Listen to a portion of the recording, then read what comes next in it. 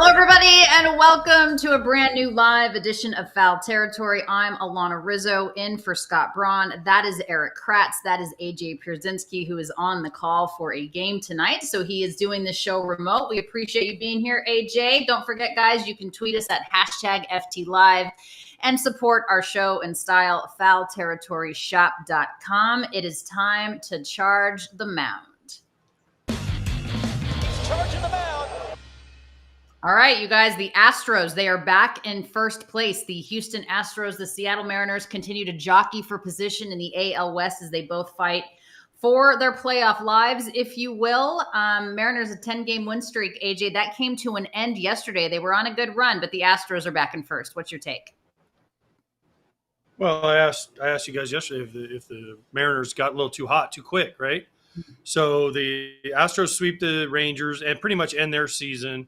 And now they get the Mariners coming into Houston, where Houston has played really well this year. So we all think the Astros are going to get in. We're not sure who's going to win the division. But this was a huge 3 games for the Astros to sweep the Rangers. But, yeah, I mean, they're basically tied right there. Seattle has 1 extra game to play.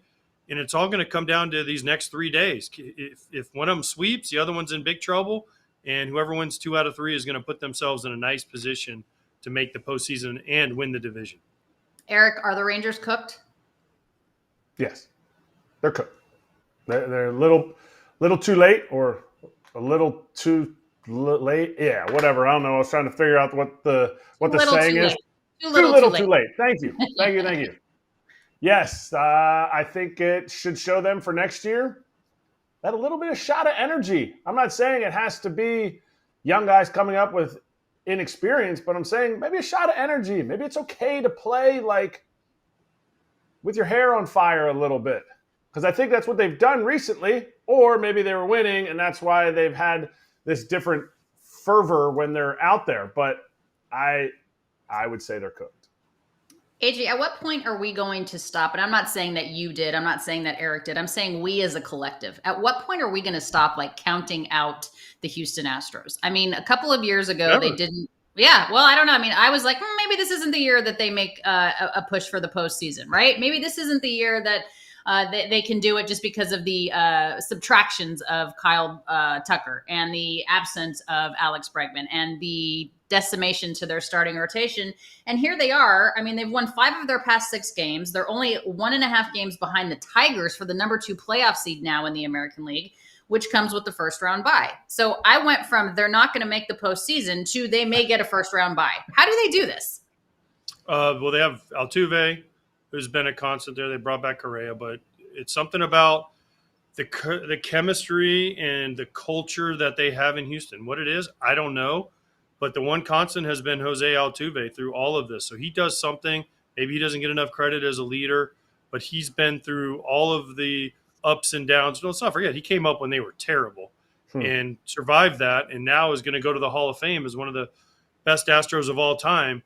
And he deserves a ton of credit, but Joe Espada has taken over for Dusty Baker, who took over for Hinch, right? Dana Brown, they've been through Lunau, and I forget the guy who got fired after they won a World Series, but they brought in Dana Brown. But it's crazy how they've done this year after year.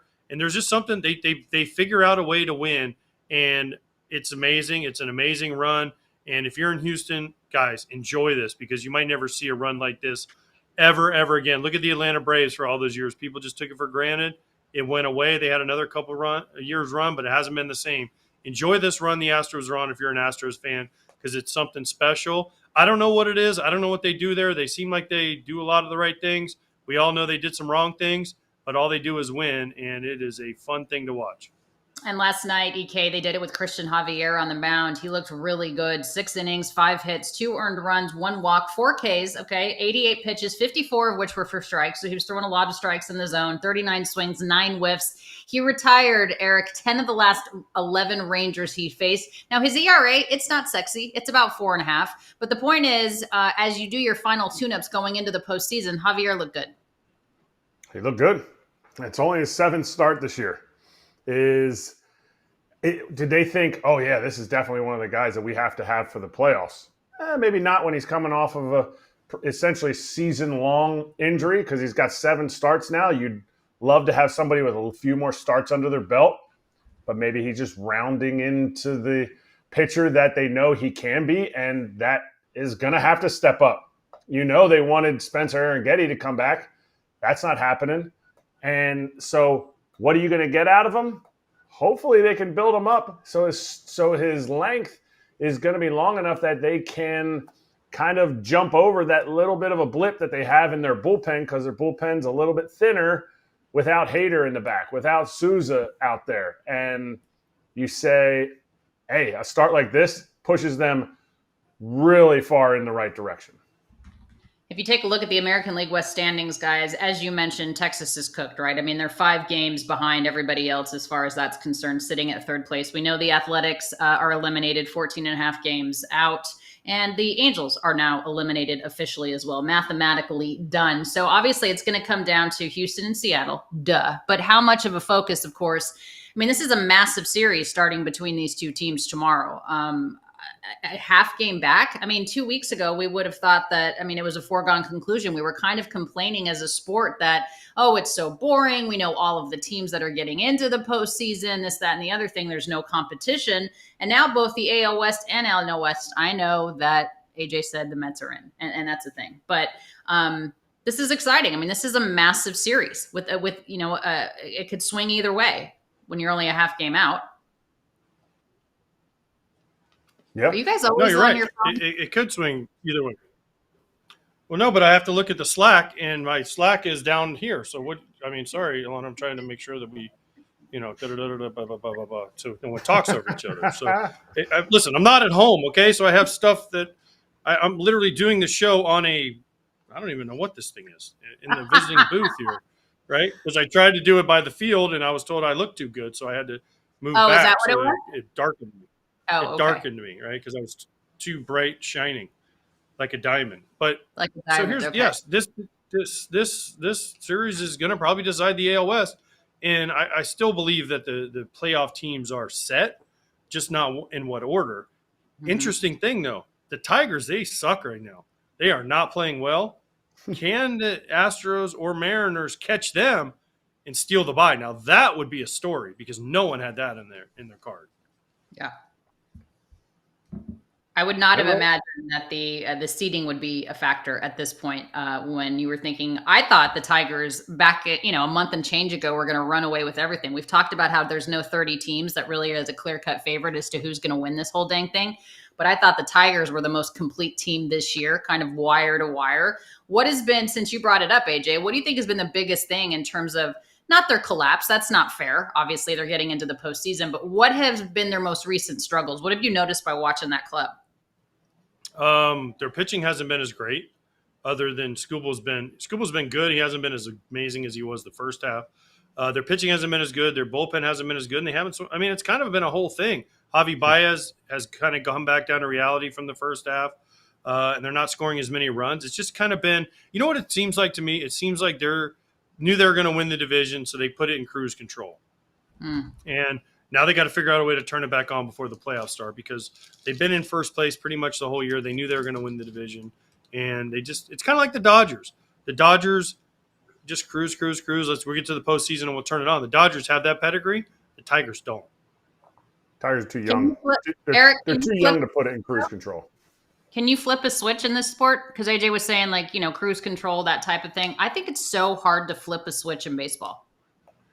I think it's hard to flip the switch in baseball when you're not playing every day. When you're a guy that plays every day, you start getting into that rhythm and routine, and then playoffs start, and you're just like, yep, I'll bump it up.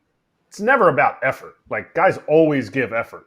But when you're a platoon guy, and I think the Tigers do a lot of platoon pinch hit matchups, that stuff has to go really well. And if you're just off a tick in those situations, you're going to get dominated, because you're coming off the bench in the 6th, 7th, 8th inning expecting Kerry Carpenter, Matt Vierling, somebody who hasn't been in the game to come up with a big hit. And that's tough to do on a consistent basis when you're not out there in, diamond cutting situations, in times when it's pressure and I got to get this job done. They've been up by 8 to 10 games the entire season. So they've been kind of just in those situations, maybe giving guys opportunities to say, okay, it's not all platoon split. Maybe AJ Pierzynski is giving some lefties, some lefty at bats.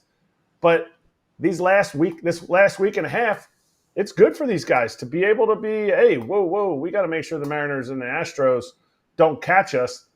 But the biggest thing for the Tigers is tonight's start. Mm-hmm. If Skubal gets through it healthy, I don't know how many innings they want him to throw, that will dictate more than any platoon, any hot or cold lineup. Skubal tonight will be must-see TV for everybody in Detroit if they want to do what people thought a month ago they could do and win a World Series. I mean, this has got to be his second to last start before the postseason, right? I mean, this is it. Most guys have one more. This and one more, right? Yeah, that's going to be it. Okay, it's going to be interesting. This is a fun time of year, man. Sometimes this period of time before the postseason actually starts, that wild card round starts in 12 days from today. Sometimes this last 2 weeks is even more fun than the postseason. Coming up, we are excited to be joined by Chicago Cubs shortstop Dansby Swanson, the Cubbies. They have clinched a postseason berth. We will be back with Dansby right after these words.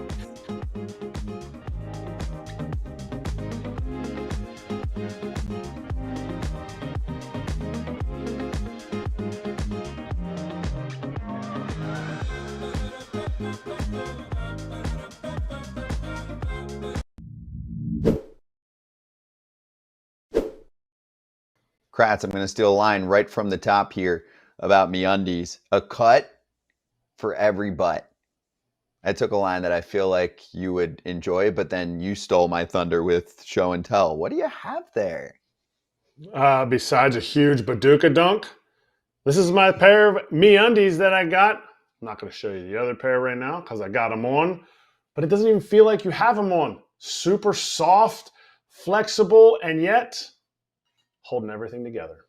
I love the 20 different styles, 100 different colors and prints, and the micro-modal fabric is what you're talking about. Breathable, stretchy, unbelievably cozy. And right now, as a listener of FT, you can get cozy and spooky for less with deals up to 50% off at MeUndies.com/foul and enter promo code FOUL. That's MeUndies.com/foul, promo code FOUL for up to 50% off. MeUndies, comfort that's made for fall. How many bottles of champagne have you used here today? 今日は何本のシャンペーンのボトルを使いましたか？多分10本以上開けましたし、シャンパンっていうものは口から飲むよりも肌から吸収した方が美味しいことが分かりました。Probably more than 10, and I learned that with champagne, instead of drinking it, you should absorb it with your skin. It feels better.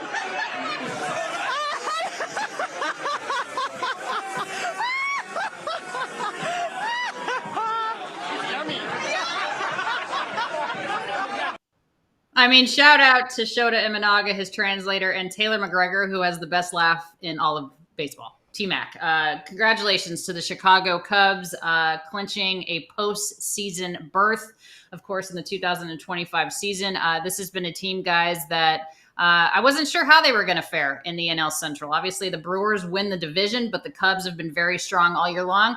AJ, we'll start with you, being a South Sider. What do you like about what the North Siders did this year?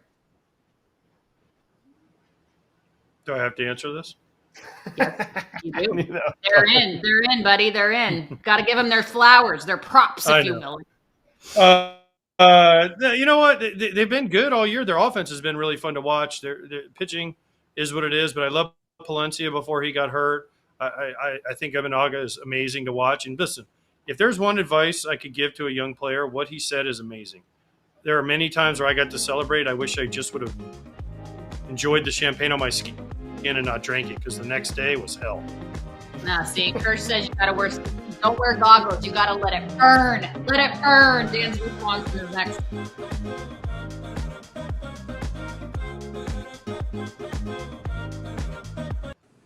And there he is. Chicago Cubs shortstop, Dansby Swanson. Some of the best flow in the game, certainly the best beard in the game, if you will, and a Chicago Cub postseason berth under his belt. Dansby, thanks for being with us. We appreciate it. Congratulations. This has been a fun Cubs team to watch.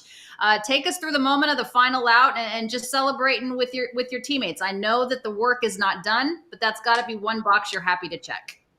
Yeah. Obviously, thanks for having me on. Glad to be here.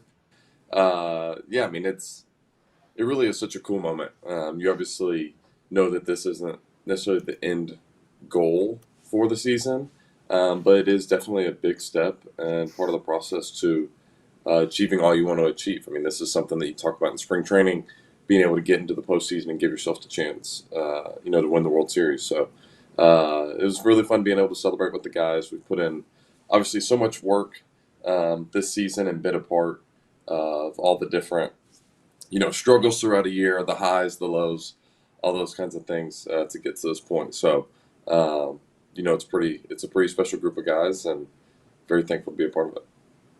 Did you celebrate like you should have celebrated because of all the hard work, all the different things, all the guys that have been out, come back, still out, whatever it is? Did you guys celebrate hard, or is it something that, you know what, we still got a game tomorrow, it's kind of a tempered celebration? How did your clubhouse celebrate it? I'd say somewhere in the middle. You celebrate at the field hard in terms of spraying champagne and doing those kinds of things, but not so hard afterward because we do have a game today and there's a lot more things that we obviously want to accomplish. And I really feel like a big part of our team is getting back into the rhythm that we had earlier in the year. And I feel like recently we've been getting closer to that point. And so you want to be able to keep that same momentum moving forward. And so we're obviously not trying to take, any steps backwards. Was there any one person, because you're seasoned, you're like, whatever, I know what a World Series champagne tastes like. Was there anybody, and I asked this of the Phillies just the other day after they had celebrated, that really celebrated? I'm not saying got super drunk. I'm talking about was wow, really soaking this in and telling everybody this is so awesome more than somebody else? I will say it was just really cool seeing, whether it was staff members or people that haven't had this kind of opportunity, whether it's in their career or just in a while. And I think the biggest thing that kind of just hit me yesterday was not taking any of it for granted, right? This game is incredibly hard. This game comes for everybody, and being able to just enjoy and soak up the moment when you get them, because getting to the postseason is obviously a huge challenge, and it's not something that just happens every single time. Now, obviously, we want it to, and we feel like, you feel like as a player that you always have a chance to win at the highest level, and sometimes things just don't fall your way. And I think that we as a team yesterday just kind of realized we should never take any of this for granted and just continue to pursue what's in front of us. Dansby, do you have fans around Wrigley offering Kyle Tucker the use of their calf? How do we get Kyle Tucker back in that lineup? I know it's a huge void, the impact he has on this team, but let's get this guy healthy, right? The Cubs can go so much further when you have that guy healthy and back on the squad. Yeah, I mean, he's obviously proven, throughout his career that he's a top player in this game. Just his at-bats are so consistent. His ability to draw walks, put the ball in play, drive the ball in the air. He just does so many things well. He obviously plays a really good right field, runs the bases well, makes our team better, makes our team deeper, and just provides that kind of stable at-bat each and every day, whenever he's in the lineup. So, we're definitely anticipating on getting him back. I don't know when exactly that's going to be, but I know that he makes our team better. Dansby, does your phone work? Does your phone? It does. Yeah. Oh, weird. Because I swear you told me to text you to come on, and I didn't even get an F off. I would have been happy with an F off, but instead I got a cricket. Noted. I didn't even get a cricket. I could have just said. You want to know something that's funny?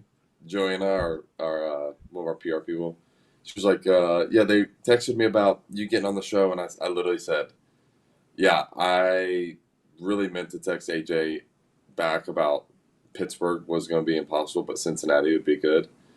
And I said, please let him know that is where my brain is at. because I know that when I get on this show, he's going to bring it up. Well, also, it's your lucky day. I'm in Cincinnati. You're at the hotel. I'm at the ballpark. Something's wrong with this picture here, right? You should be here working out. I should still be at the hotel. But you could have just come on live with us. You could have sat next to me. There's a chair I could have pulled up. You could have had your Cubby blue on, and we could have talked about this in person. Yeah, the game is still in 6 hours. Okay, we still got a little bit of time. I figured you had to work out the champagne. All right, but what I really want to know is PCA. What's going on with PCA? PCA had an unbelievable first half, gone a little bit up and down here in the second half. Can he turn this around and be the force that he can be, that we've seen him be? Yeah, well, as you know, there are times and moments where this game just can almost feel easy to some extent. Everything seems to go right. You're just in a very confident headspace, and Pete was such a driving force of our team in the first half. I think just the beauty of the game of baseball is it presents so many challenges and opportunities throughout a 162 that you're bound to go through moments where you're not as good as that you want to be, and especially as a young kid with all the talent in the world, a guy like Pete goes through something like that, and it's a really good opportunity for him to learn how to come out of or how to come out of that kind of funk. And if you look at his at-bats over the last 3 or 4 games, they've been really, really good. Been hitting the ball hard, been hitting the ball in the gap, and putting together just solid at-bats with people on base. So definitely think he's on his way out of whatever funk he was in, because he's a special player, he's a special talent, and he makes our team a lot better. When you see somebody that's super energetic, and I have no idea what he's like in the clubhouse, how did he handle those ups and downs? Because it's part of the reason why some guys in baseball are like, yeah, everything's fine, and I'm not going to show any emotion, because when things are good, it's great. When things are bad, I look the same. He didn't seem like that. He seems like he is like, go get it, hit the wall whenever he needs to. But when things go bad, what type of level of energy did you see from him? Yeah, I think the one thing I've tried to just remind him on is, one of his superpowers is his passion and love for the game. And just to continue to remind him, regardless of whether things are good or bad, that you can still impact the game in different ways. Like if you're not hitting, you can still go catch the ball. If you're on base, you can still run the bases well. You can still run the bases hard. You can help impact the team's performance without just hitting. And that's one of the reasons why he's the way he is, and the way that he impacts our team, because he can go get it in center field just as good, if not better, than anybody else in the league. He's obviously got really good instincts on the bases and has stolen a lot of bases for us. So, my biggest reminder for him, and just really any young player, any player in general, is the more that you can kind of bring your unique superpower to the table, the better off we'll be as a group, and will ultimately help us win games. Dansby, congratulations to you and your beautiful wife, Mallory, on the announcement that you guys are expecting your first child. That's so awesome. Obviously a power couple in sports, but certainly in the Chicago area. If your beautiful child only gets to have the athletic prowess of one of the parents, who do you want? Of course I'm gonna say my wife's. If you want to stay married. She's got something just special about her as an athlete. It's funny, we kind of talk about it. You can watch people play and tell if they kind of have it, and she's just one of the rare breeds of athletes that just has it. Just her competitive instinct, her fire to win, her commitment and determination, along with the athletic ability, is pretty incredible to watch. So if our baby can get a little bit of that, then we'll be in good shape. Name 3 sports that she can beat you in, and 3 sports that you can beat her in. Obvious ones can be used. Well, we can start with soccer. We can start with that. Any bit of conditioning that's over maybe 100 meters, any bit of running event that involves a little bit of endurance, I would say she's got me on. Past that, though, man, I don't know. I got a pretty good athletic, skill set as well over here. Okay, got a pretty good jump shot, good ping pong player. Can do. I'm very multifaceted, shall we say, with sports. So I'll give her those. But past that, I mean, I will say this isn't really a sport, but our household gets after it with Uno, and she typically beats me more often in Uno than I beat her. She's making you draw 4 like on top of each other a million Oh times. yeah, oh yeah. She's got some good strategies. That's a sport? No, that's all part of the competitive, like, I hope you're attracted to each other because of your competitiveness, because that plays. Like, so you could take her in a sprint, though. But after 100 yards, she's got you. 100%. Like, the longer it goes, the less my chances are that I'm going to continue to hold on, yeah. Falling behind. All right. Well, somebody that's not falling behind, Cade Horton. Does Cade Horton win the Rookie of the Year? Or how do you sway people's votes that maybe don't see Cade Horton on a regular basis? Well, number one, I think being able to truly, like, anchor a rotation as a rookie is incredibly impressive. And to do it on a team in a second half when you're most needed, I think he has the lowest ERA amongst any starting pitcher in the second half, and being able to consistently rely on somebody of rookie status to go out there and basically shove is incredibly impressive. I know there's some other guys who've had some really good years, but for him to do it on a team that's going to the postseason and being that consistent force in the way that he is I think really all you need to know. It's not fully just about he's not punching out this many per 9. He doesn't walk guys. Guys don't seem to hit him hard. He gets quick outs. He makes our team better. He's got this like competitive, just I'm here to handle business that not many guys have. Yeah, I mean, he would have my vote if I have a vote, and I think it's as simple as that. Hey, Dansby, what's it like playing with Shota every day? I mean, that guy's interview last night was awesome, where he said champagne is better on your skin than it is in your mouth, and it makes your skin feel better. I mean, he just says things every time they put a mic in front of him. He says something that is absolutely hilarious. What's it like being around a guy like that every day? Oh man, Shota's the best. He's got such like a clever, witty way about him. But I think just from actual baseball perspective, he's such a joy to watch because he just does a couple things really well, knows what he does really well, and basically just kind of goes out there and outdoes it from what everyone else is trying to, counter him with. And he's a guy that you just can rely on. He works hard. He wants to be involved. He does like to trash talk from the dugout, which is awesome. He likes, chirping and kind of ask some of the other starting pitchers about some good, trash talk chirps that he can get from the dugout. So he's always bringing a little bit of something for you each and every day. And me and him got to know each other a little bit last year, and obviously more so this year. But he's always got good jokes. He's always just kind of got something up his sleeve. It almost feels, Dansby, like he's like a college teammate of yours. He just seems to have like that playfulness about you. What was it like when you were at Vanderbilt? One of our colleagues here on Foul Territory, Justin Long, wants to know a little bit more about your Vanderbilt career. And do you look back at that now and see how much more you can appreciate that time in your life? Because not everybody goes that route. Are you glad that you did? Oh, I mean, it's probably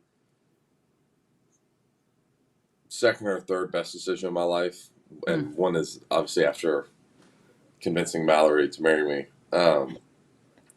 Was that it really, really molded me into the player and person I am now. I feel like I had a lot of kind of just like natural gifts, but once going there, Corbs just brought out all the best in me and just taught me so many different valuable lessons about leadership, about being a good teammate, and just how to play the game the right way, and some of the things that I already somewhat knew, but he was able to just kind of sculpt and mold me to be a better version of that.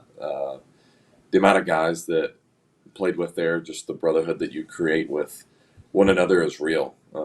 It truly is something that lasts a lifetime, and I think it's just pretty evident in how people continuously rep Vanderbilt. I've never heard anyone that's gone there say anything bad about their experience there. It really is more than just baseball. It's about growing, these college kids into men, and Corbs is the best at it. I legitimately would not be where I am today without Corbs in the program, and the other coaches, Coach Jewett, Coach Brown. It truly is the best place in the world. All right.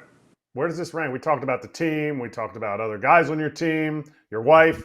Where does this season rank for you? In the sense, I get it, you guys won the World Series, so you don't know where this season's going to go. But as far as just your playing, how well you're playing, the way things are going for you, and just the way you feel coming to the ballpark every day.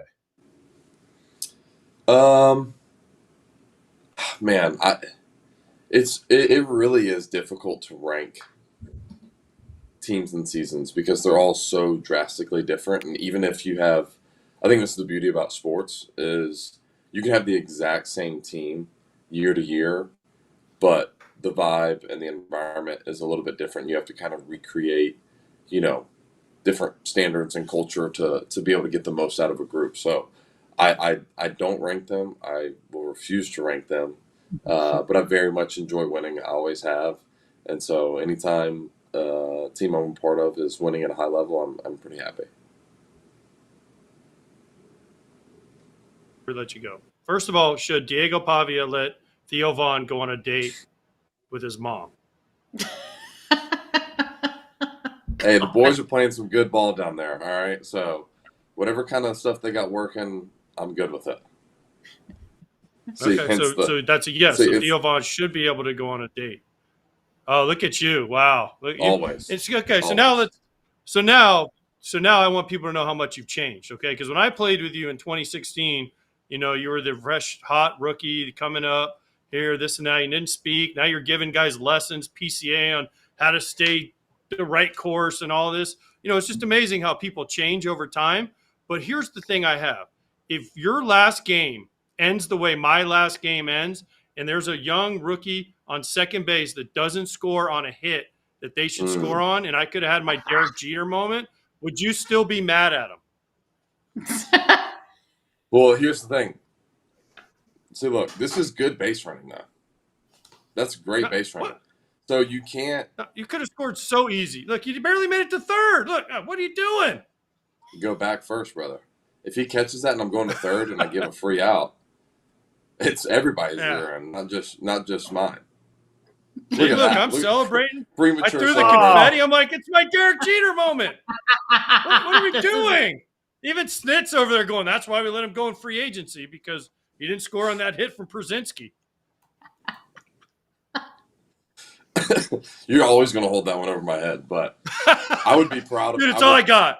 It's all I got at this point. I'd be proud of a young player knowing how to run the bases properly. The fundamentals, playing the game the right way. That's the most important thing, and so that's the valuable lesson we can learn here. Corbs taught you that, didn't he? Yeah. Oh yeah. Ruin another guy's moment. I see. I see how it is. No. It's about the team, AJ. It's about the team. See, exactly. Not in that. We were losing 100 games. Not in that case, it wasn't. It was clearly all about AJ. Brother. It was clearly all about AJ. And that was great base running. For kids who watched it, don't be an AJ in this situation. Be a Dansby. The ball's in front of you. You can't go. And it's not freeze on the line drive. You go back on the line drive, AJ. Correct. It's not about you. Looking like looking like Jose Reyes running around the bases like, whoa, look at me. It's all about me. Yeah, it was my last game and my last at bat, and I knew it. So, anyways, I appreciate Dansby for the fact that he got to third on that ball and didn't get thrown out, and also the fact that, that's all I got on him because I don't know. He was a good teammate. He was a good kid, and it worked out because they went on to win the World Series like 4 or 5 years later. So apparently something did right. He did something right.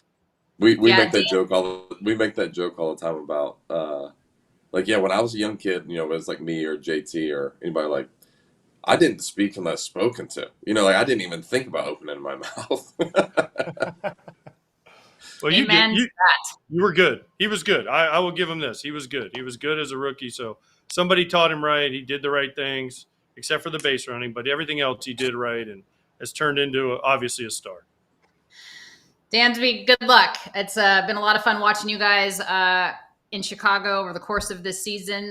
Best of luck the rest of the way in this postseason push. We appreciate you taking the time. And honestly, more than anything, best of luck to you and Mallory and the health of that beautiful baby. And thanks for taking the time to be with us. Thank y'all. I appreciate it. Thanks for having me on. All right, Vanderbilt Commodore Dansby Swanson, the shortstop of your Chicago Cubs. Thanks, Dansby. We appreciate it. If you want more Cub talk, check out Northside Territory with Sahadev Sharma and Patrick Mooney. We'll be right back with Buck Showalter.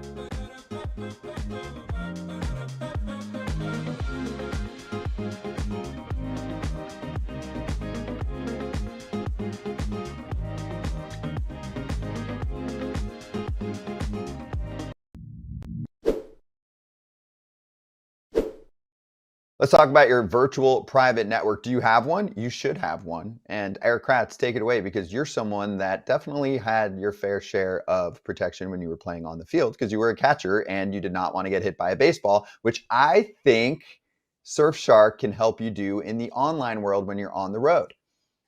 It's a chest protector, face mask, and shin guards for your network. Look at you with your baseball analogy, Kratz. Go to surfshark.com/FOUL or use code FAL at checkout to get 4 extra months of Surfshark VPN. A risk-free 30-day money-back guarantee is there for you. And you can secure your digital life with Surfshark VPN by hitting that link below for an extra 4 months of Surfshark. Don't let online threats catch you off guard. This has been your tech update. Keep your data safe and take control of your online security with Surfshark today. This from Jesse Rogers that covers baseball guys for ESPN. The Brewers are in, the Phillies are in, and now the Cubs are in. First time in a full season since 2018 that all 3 of those National League teams are in. We were saying that it seemed like the path to the World Series was more difficult or more challenging, if you will, in the senior circuit versus the American League. Yet the 3 that have clinched so far are National League teams. Is there anything to be made of that, or is that just the way that it worked out this year? The American League is more muddled, even more muddled than the National League. And the divisions in the American League are a little bit different, but 2 teams from the NL Central clinched, right?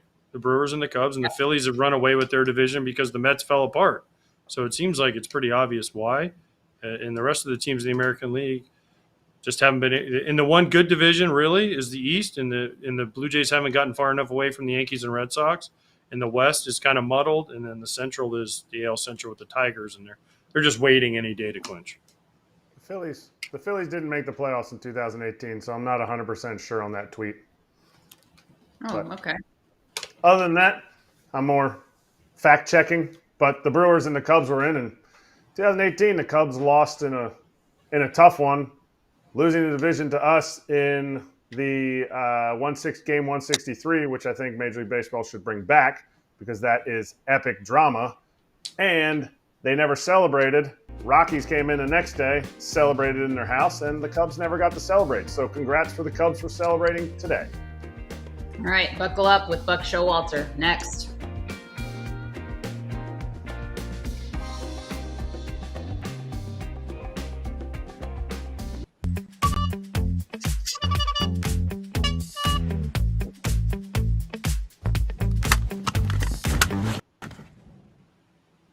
One of my favorite people in this great game of ours is the man joining us now on Foul Territory, Buck Showalter. I could listen to you talk baseball, Buck, ad nauseum forever, and I appreciate you taking the time to be with us. It looks like you're home in Dallas. I don't know where you are, but it looks like you're home.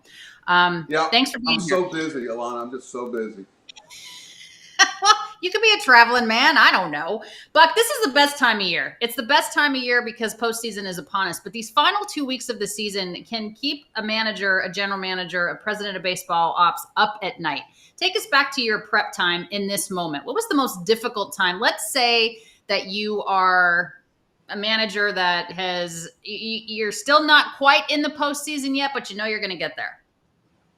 Well, there's nothing tougher, I think, in baseball than closing out a good season. It's like that game's just inch by, and now you're watching every score. You try not to.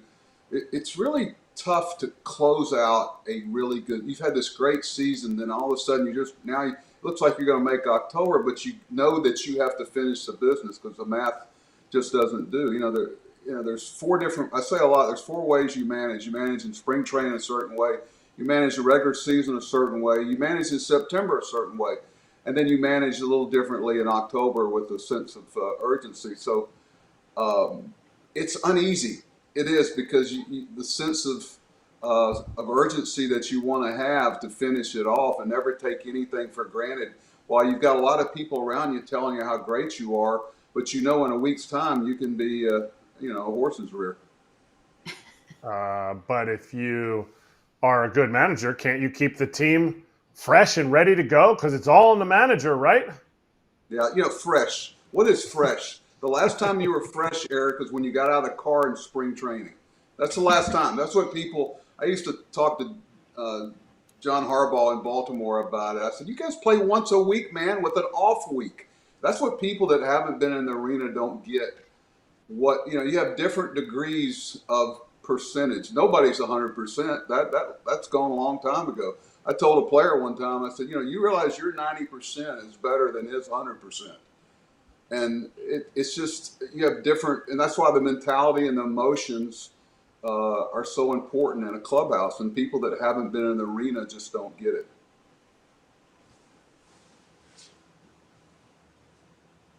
For sure.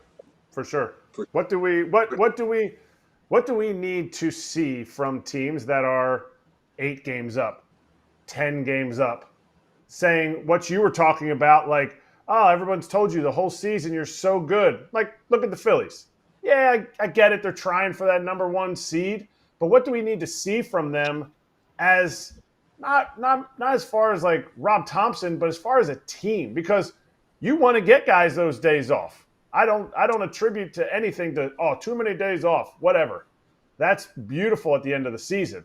But what do you need to see from them if you're watching the game day in and day out? What's tough, Erik, is you can have a physical day off, but I think you got to be careful about checking out mentally and emotionally for too long.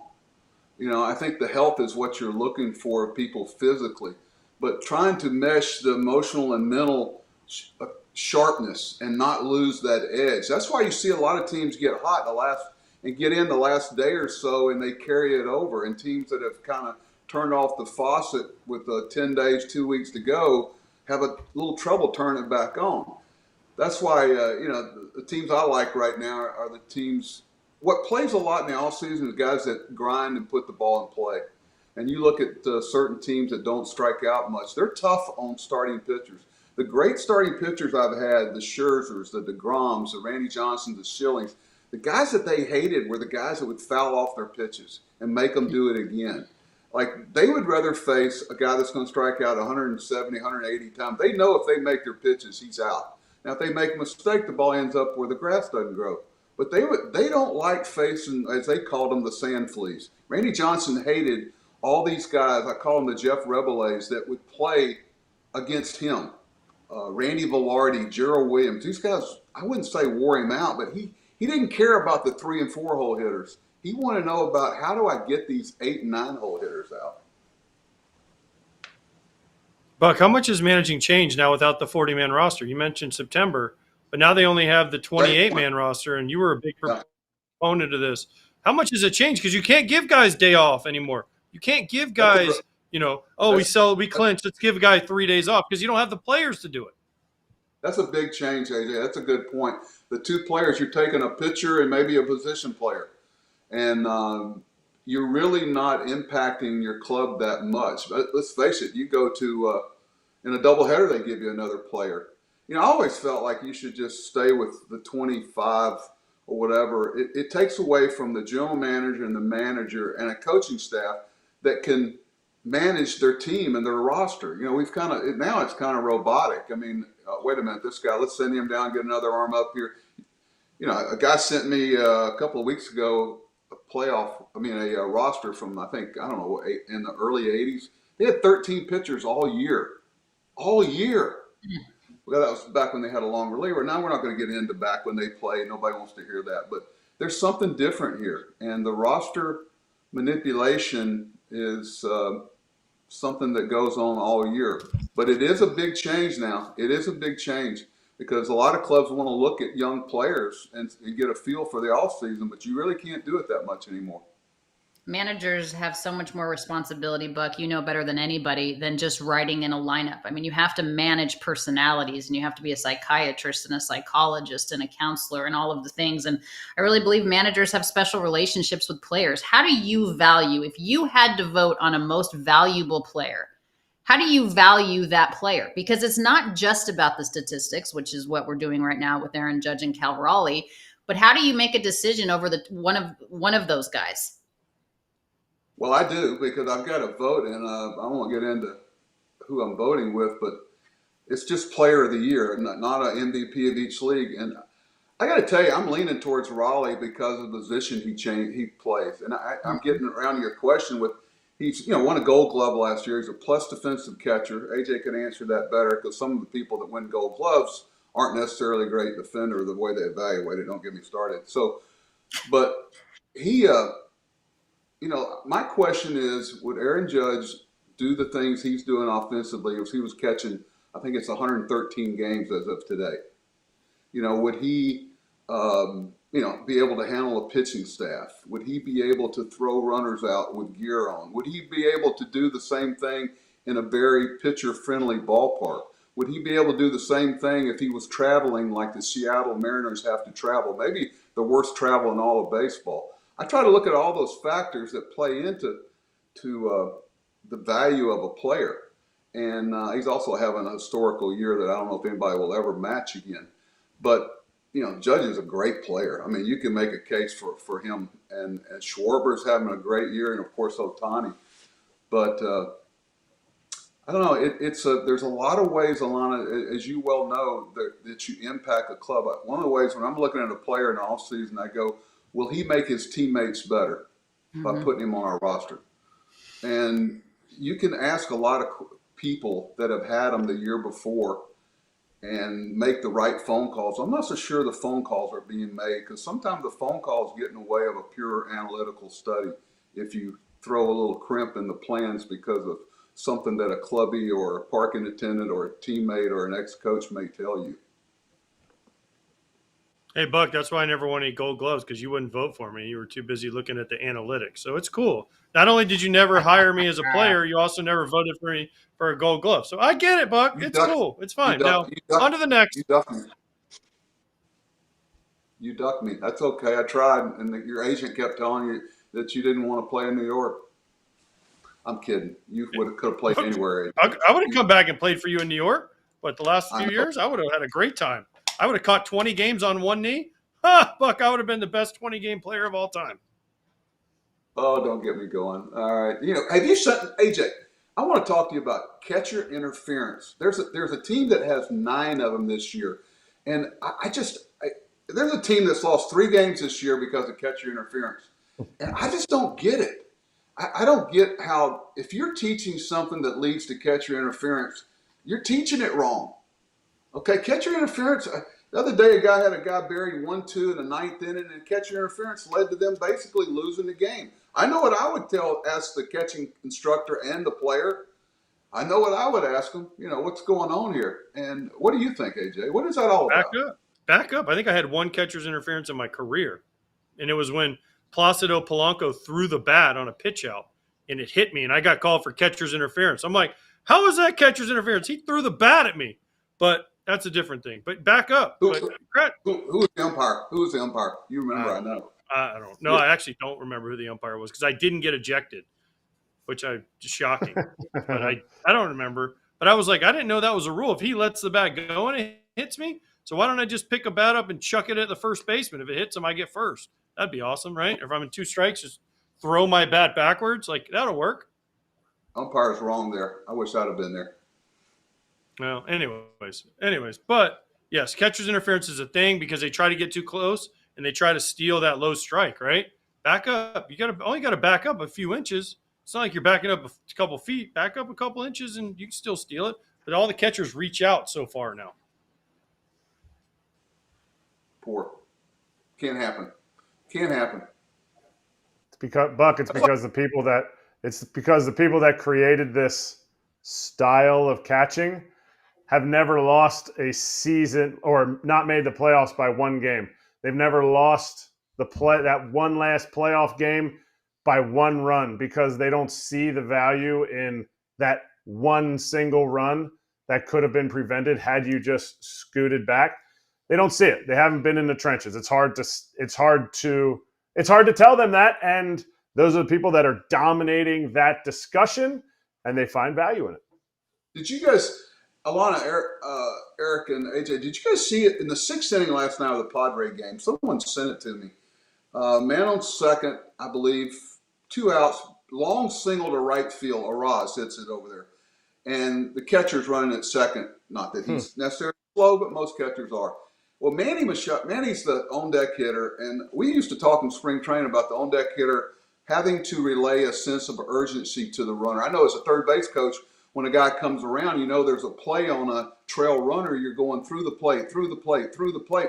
And this guy was kind of jogging the last 3 steps, and Roz got thrown out at second, and they didn't get the run by half a step.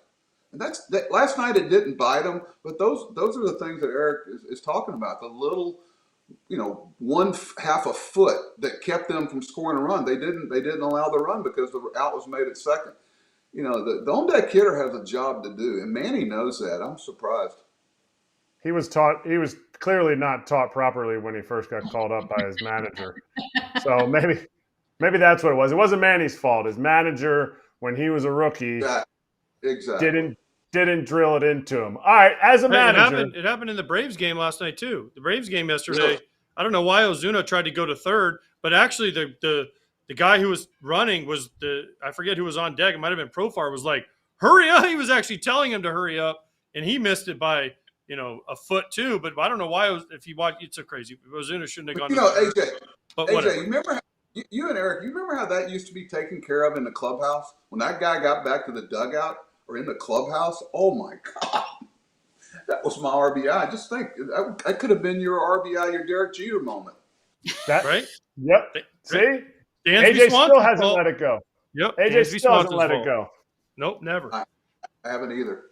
I could go to the Hall of Fame if it wasn't for that one RBI, And Jeter wouldn't have had the moment had you not brought Evan Meek in the game, Buck. But anyway, we're gonna move on to Shohei Ohtani.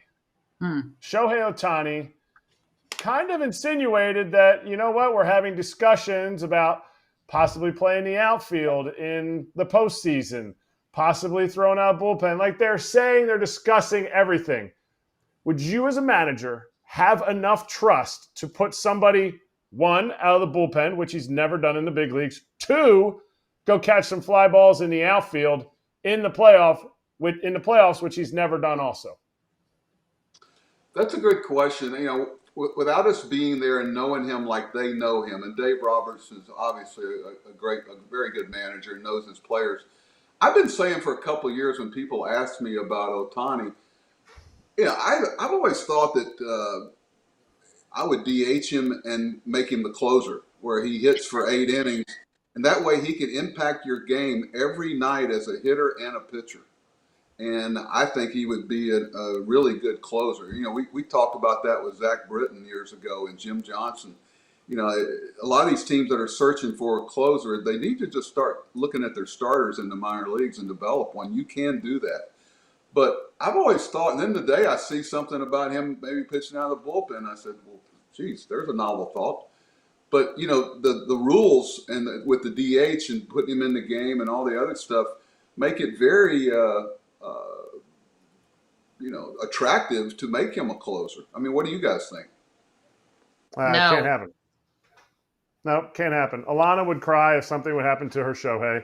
But you also can't do it because if something happened, you don't want to lose Shohei in the game, and then he has to come up and hit in the 10th. We don't have the zombie runner at second base anymore.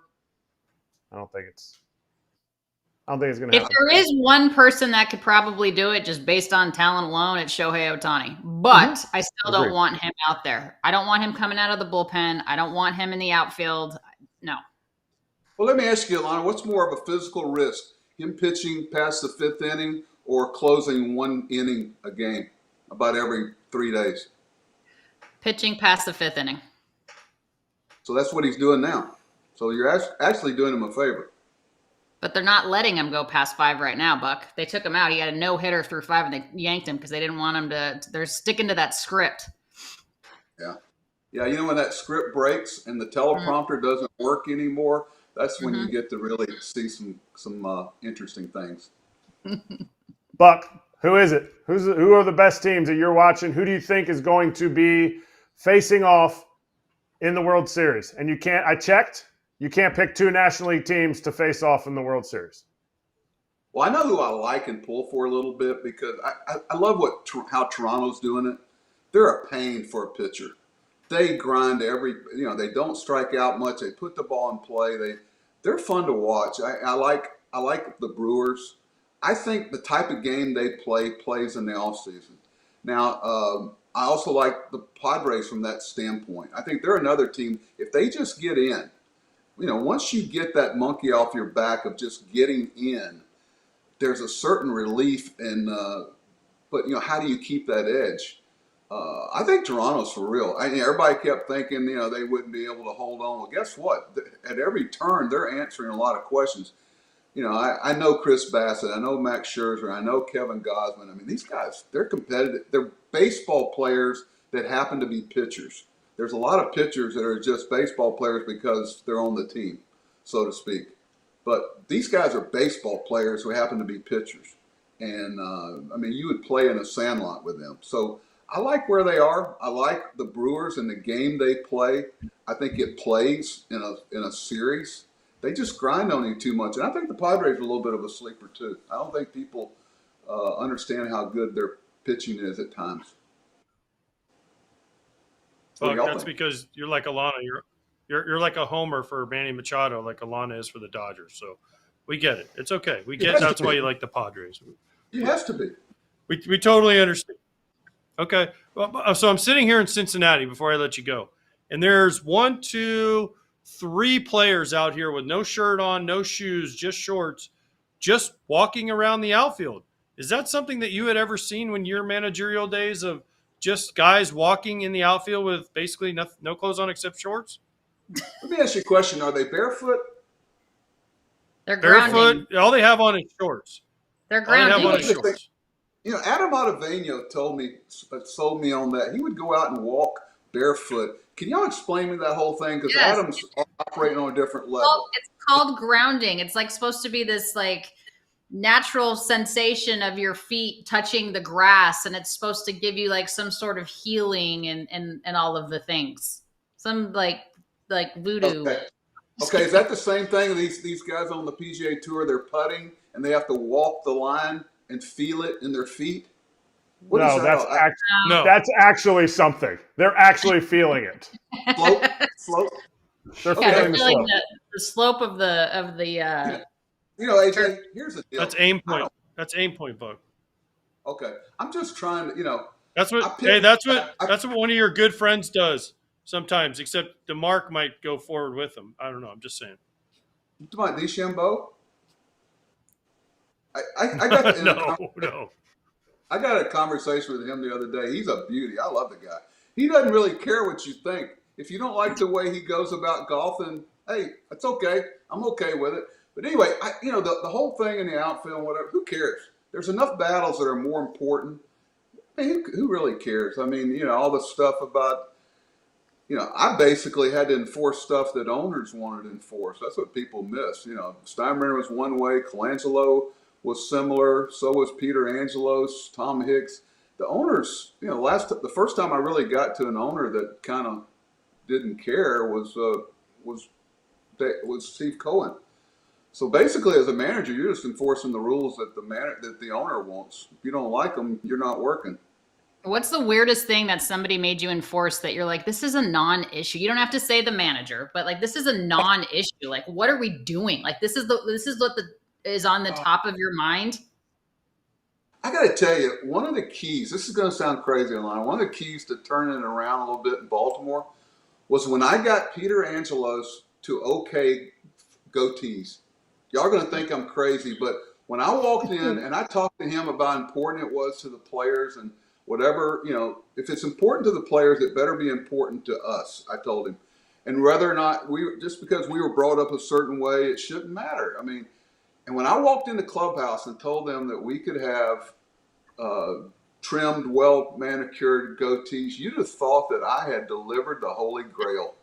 Oh, my gosh, there's a new sheriff in town. Now, the problem now is what is a neat, well-trimmed? I mean, Markakis's beard would grow. You could hear it grow. He had to shave twice a day. I mean, he goes, Buck, I shaved this morning. What are you talking about? And I would always have the players police it, and it was a little bit better that way. Always a pleasure, Buck. We love you. Hey. Thanks for being here. All right, y'all make it simple. It's baseball, okay? Come on. Amen.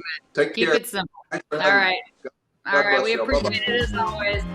All right. Thank you, Buck. We'll be back with Better Than Box Score next.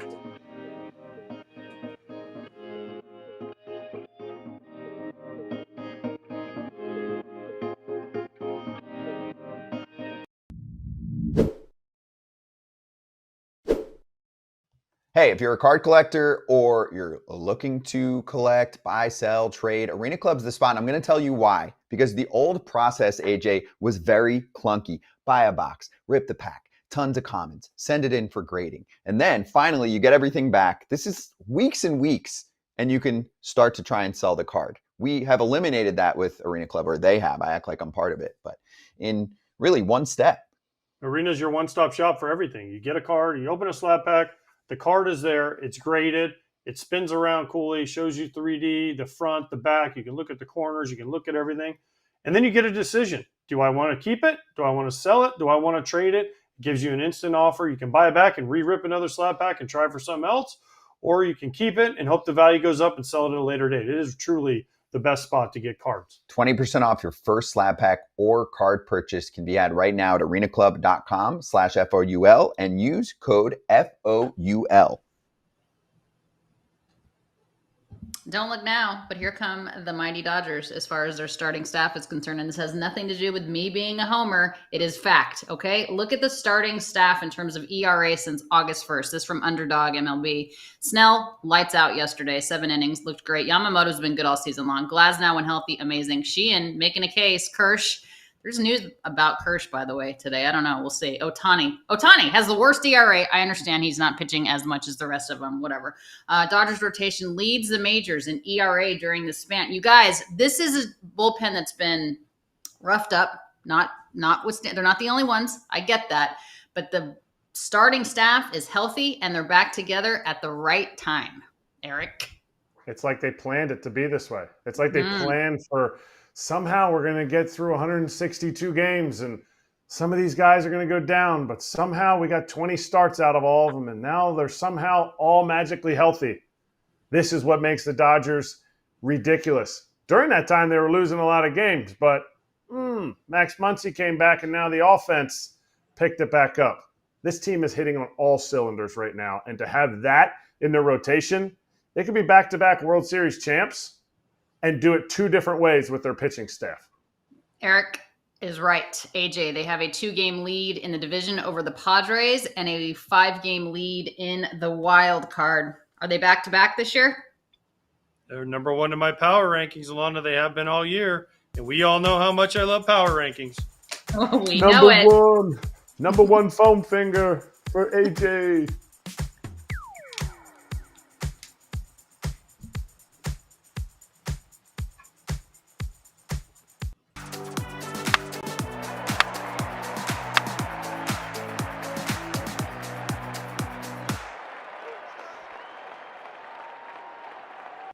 You guys both played in this game when it was okay for the starters to go deep into ball games. It was okay for the starters to face the order the third time through. Blake Snell kind of did that last night. He said, you know what? You are not coming to get me out. Dave Roberts was on his way. Alex Vesia was halfway to the mound out of the bullpen. Blake Snell said, not today, dog, not today. Alex Vesia went back into the bullpen. Dave was like, all right, I'll trust you. And he did it. And the emotion, guys, from Snell. So that says two things to me. Blake Snell is healthy. Blake Snell is a gamer, and Dave trusted in his guy. That goes a long way, does it not, AJ? Yeah, it's amazing because normally the Dodgers are 5 innings, let's get out because of the script. But to see them allow guys to go deep, and they've been doing this a little bit more this year, it's kind of awesome. They're letting their guys go. Their bullpen has been beat up, but don't worry, Alanna. When they put Shohei in the bullpen, oh wait, no, they can't. No, do I don't that. want that. No, wait, that won't help. But no, listen, the Dodgers are going to be fine. That's, again, why they're still number one in my power ranking. That's it. I said it yesterday. Blake Snell, he knows exactly what he's able to do, when he's able to do it. And he's more athletic on the mound than guys give him respect for. Like, this guy's thrown in the postseason, and for his career, he's been historically better the third time through. I said it yesterday. I love that I saw it last night. It shows that Doc Roberts is watching the show. But this is what you want out of your elite pitchers, and they have 3 elite pitchers. These guys, like when AJ and I were coming up through the big leagues, if you had a Blake Snell, Yamamoto, and Glasnow at the top of your rotation, and Kershaw's getting older, so it's a little bit different, but those 3 guys would piggyback off each other in the sense that one dude goes 6, the next dude's going to be like, hey, Yamamoto, check it out. I'm going 7. And then Glasnow will be like, hey, Blake, check it out. I'm going 8. Now it's like, well, I don't know if we're going to let these guys. I don't think the players have changed. It's kind of like people who complain about kids who are punks now. I don't think the kids have changed. We were all punks at one time. It's the parents who have changed. So in baseball, it's the coaches, it's the front offices who have changed. These guys are all gamers. All 3 of those dudes at the top, I would say, are gamers. And I think this year they're going to have to let them eat because of what they've seen. Exactly what I was going to ask you, Erik. Are they going to let them eat because of the usage to the bullpen? And if Blake Snell is out there shoving, or if it's Glasnow, or if it's Yama, or if it's whoever, if he's having that much effectiveness, do they in the postseason say, nope, you can't face the order the third time through, you're out of here, or do they let him go? What was the score last night when Blake Snell said, I want to stay in the game? 3-0. If it's 1-0 in the playoffs, no, Dave Roberts does not let him go. If it's 2-0, there's nobody on. 3-0, there's nobody on. I bet he lets them get one runner on. That's the difference, is they're never going to allow that starting pitcher to put them in a situation where it's tied or losing in the postseason. If he's out there. But to me right now, those 3 guys, the way they're pitching, you saw the stats of their ERA since August. Like, everybody but Shohei is under a 3.5 ERA. Who in the bullpen can match that? So it's like, is a 90% of Blake Snell better right now than 100% of who they're going to bring in? Vesia, I think he needs a little bit of a grace period. He's coming off the IL. He was one of their best pitchers until they broke him because he pitched too much. Is it Blake Trinan? Is it Tanner Scott? Right now, they're not pitching better than 90% Blake Snell. And if you think at the end of the game Blake Snell is 90%, you keep him in there. Well, Vesia came in, had a clean inning, which was nice. But I have to be honest with you. When Tanner Scott came in the 9th, you guys, he had a 5-0 cushion. And I was still nervous. And I feel badly saying that, but just based on what he's done this season, at what point, you guys, Do you have enough of a resume, enough black type on the back of your card, or just enough experience, enough service time in this game to be able to do what Blake Snell did? I know he has 2 Cy Young awards, but at what point do you have enough to say, I'm staying in, go back to the dugout? I think it would be a hard time telling Nolan McLean when he's pitching. If Nolan McLean was pitching the exact same as Blake Snell, I think Mendy would be able to read the situation and go, you know what? I think you're right. I'm going to give you this chance. This is what the regular season is for playoff teams. But you have to be a manager that's willing to lose your job because you do something like that. And I don't think it's necessarily as much dirt in your cleats as it is trust from your manager. And sometimes that trust can be built in 3 or 4 starts. Rarely. But I think it's, it's not like, oh, this guy's a 10-year vet. No, you got to be able to read it in the situation. Because if a pitch isn't working, if a pitcher isn't throwing well, and you're the manager, it's your job to say, we're taking you out. You've seen Booney go out to the mound how many times this year with Max Fried on the mound, with Carlos Rodon on the mound, and they've convinced him to stay in. They've been wrong, and they've also been right. So that's how you earn that trust, is you do what Blake Snell did last night. Next time, Dave Roberts is like, I don't even need to go out to the mound. I don't even need to talk to him about this. So you're saying it's the eye test. Interesting. What a concept. All right, guys, next coming up, we are visiting the graveyard, if you will, for all the teams whose seasons are dead. That's exciting. We'll be back right after.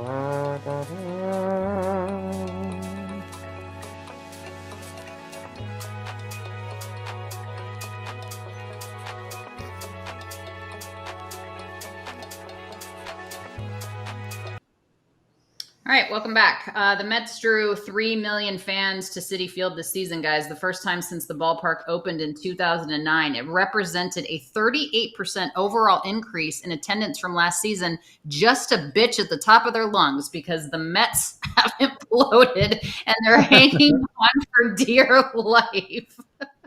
Good fans. You love to see it. I mean, baseball's not dying. Baseball's only growing in popularity. But you love to see it. I wish there was a better product for them on the field, AJ. Juan Soto effect.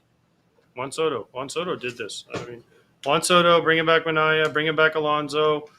It just shows you if you spend money, people will come out and watch your team if they think you're going to be good. So this should be a lesson to other owners.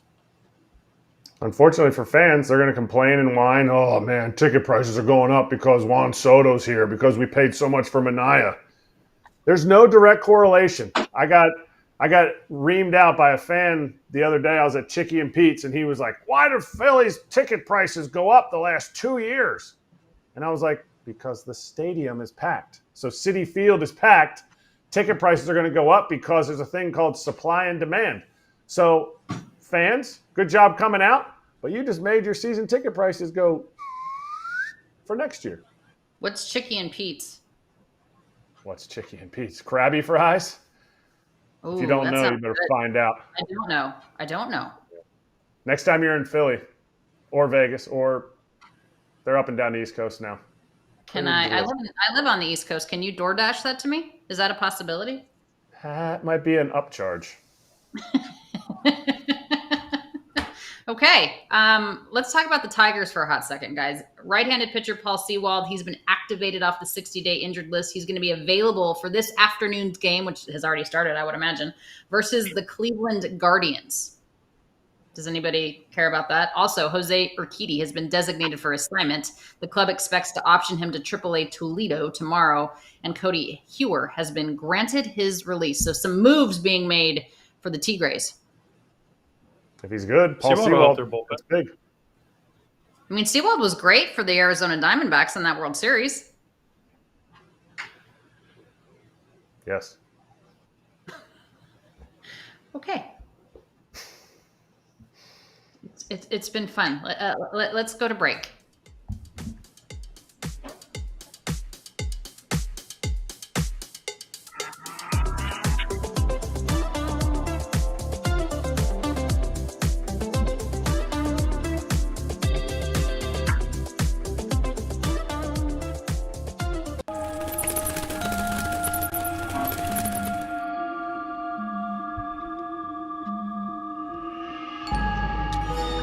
Well, we're about 6 weeks away from Halloween, not even, maybe 5 weeks. But there are some teams, guys, that are already dead as doornail in the graveyard, if you will. Some teams have already been eliminated. We'll start with the Rockies. They set a franchise record for losses, 110 losses amid a 7th consecutive losing season. We talk about it a lot, right? It's the ownership groups that don't want to spend money. It's a beautiful ballpark. It's a tremendous city to go to a game in. They have a lot of young players, which producer lady was talking about earlier. A lot of young players, but they aren't necessarily, AJ Pierzynski, good players. Is that fair? No, yeah. I mean, they have 111 losses. They had a chance to catch the White Sox, but they got a little hot, so they're not going to probably do that. But I mean, they have a lot of good young. I mean, they have a lot of young players. Good. That's going to be seen down the road, but they still haven't figured out how to pitch in Colorado. They still haven't figured out how to win in Colorado. And the owners back there going, oh, well, we invented Blue Moon. We don't need to do anything else. We'll just have 2.5 million fans show up to the park every day and watch the other team bash homers against our young kids. And if they do have anyone good, we trade them away anyway. So, yeah, I mean, I don't know. What do you say about the Rockies other than, yeah, they have you know what? Hunter Goodman, he's a good player. He's a good young player. They just don't hold on to guys. They get rid of their superstar players. It is. I mean, I'm not going to use the excuse that it is difficult to pitch there, but to me, they don't have an emphasis on winning. And if it's a possibility, they're loyal to a fault. They rarely go outside of the organization for anything and bring any sort of new perspective of the other 29 teams in. And I can appreciate loyalty to a certain extent, but it's almost the same definition of insanity.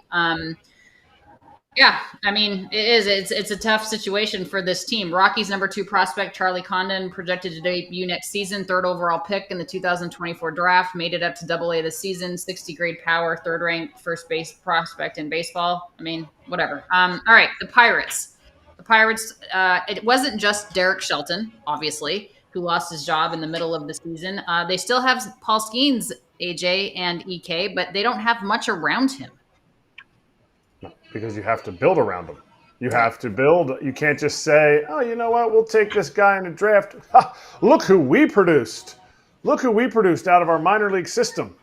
Like, they're not able to promote and from within and get enough value out of the guys just in their minor league system to be able to be a playoff team. What Andrew McCutchen and Pedro Alvarez and Garrett Cole and all these guys, Garrett Jones, Neil Walker, the guys that were from the minor league system that came up in 2010, 2011 to make that run for the Pirates were supplemented by guys in free agency. Now, did they spend $100 million in free agency? No, absolutely not. Bob Nutting does not allow that, but they have to supplement around them. They went and got Russell Martin. They went and got AJ Burnett. They went and picked up Justin Morneau at the trade deadline. Even though he wasn't like a big, huge piece of that team, he was one of the pieces. They have such an amazing core, different from what the Rockies, I think, just really don't care about like anything other than this is the Rocky way and we're going to do it and nobody get in our way. And it just is not great. The Pirates, they have a pitching core that could be all homegrown. They could potentially in a year and a half have 5 guys in their starting rotation that are homegrown that I would consider all above average big league pitchers. You have to supplement them. You have to do something. Maybe trade one of them to be able to get a big league player right now. And they just don't do it because those players cost too much. So it's Bob Nutting getting in the way. AJ, how do we get O'Neal Cruz, who can hit the ball 1.5 miles, how do we get him to stop striking out? You don't, because strikeouts don't matter. Nope. Strikeouts don't matter. It's expectation. I know that Derek Shelton had higher expectation of Cruz. They wanted him to not strike out as much. But if an expectation doesn't meet reality, the player's never going to change. That is like one of the best avatar, as Andrew McCutchen called him, players in the league. He called him an avatar. Like, he is a built player. And for him not to unlock it, in my opinion, is the expectation of the organization and also the player. The player has to be wanting to be like, hey, you know what? I'm not going to make 10 errors in center field. Even though I'm learning the position, I'm not going to strike out as much. But if the expectation doesn't meet reality for this organization, then you won't get the most out of him. I think there's a lot of teams that would drool over having O'Neal Cruz, and I think he would probably succeed somewhere else. And he'll probably go someplace else because they don't keep superstars around a long time. AJ, if you're looking at the Nationals in search of a new GM, it seems like they've kind of been retooling, rebuilding. Are they selling? Are they not? They end up getting rid of Mike Rizzo. They have an interim manager right now. I mean, there seems to be a lot of chaos at the top to even figure out what's going on the field. Also, they were supposed to be sold, and they haven't been sold yet. So Right. That's another. You can add that to the list of things also. But for the Nationals, I mean, what's their core going to be? Is it James Wood? Is it C.J. Abrams? Is it Dylan Cruz? What are they going to be? Is it Kyber Ruiz? Who's their core going forward? And then pitching wise, I mean, they have to figure out the pitching side because their pitching hasn't been Mackenzie Gore. Is it Brad Lord? Who's on their pitching side? Because remember, when they won not that long ago, 2019, they brought in Scherzer, they brought in Corbin, they brought in Jason Worth, they brought in Wilson Ramos. Yes, Juan Soto was from the organization, but they also supplemented. They traded for a Trey Turner. They supplemented their positions with money and with making the right trade. So who's the person that's going to make those decisions? Because the Nats, when they win, they had to spend money.